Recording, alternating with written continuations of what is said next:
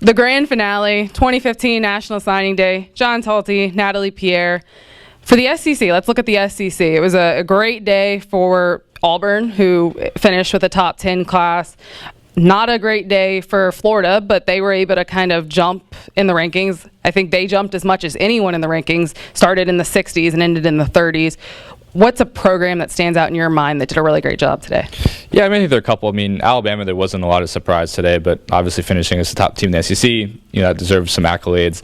I think, what Tennessee did today, they had a big class coming in. They kept the guys they needed to. They officially signed Drew Richmond, 5-star offensive lineman. That's obviously a big deal. I think Florida didn't have a bad day. It didn't have a banner day. It was kind of in between. I think, given what expectations were about 2 weeks ago, where it looked like, just chaos down there, that they might not get any of these guys, getting Martez Ivey and CeCe Jefferson, 2 5-stars, that's a pretty good end result. And so finishing in the 30 or so, it's not amazing, but in a transitional year, it's acceptable, it's understandable. Ole Miss, I think, is probably one of the losers of signing day. I think they end up signing a pretty solid class, but missing out on Jefferson, seeing Drew Richmond sign with Tennessee, had been committed to them for a long time, and also seeing Leo Lewis, who was committed to them up until Friday, signed with in-state rival Mississippi State, is a major blow.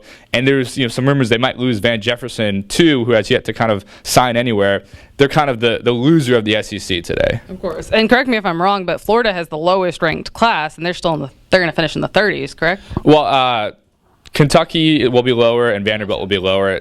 Florida started the day at the bottom. They've kind of moved their way up a little bit. But Vanderbilt should be the one that will finish last at the SEC. Yeah, which isn't bad. 12, in the top 30-ish is not a bad record for the conference and any conference at all.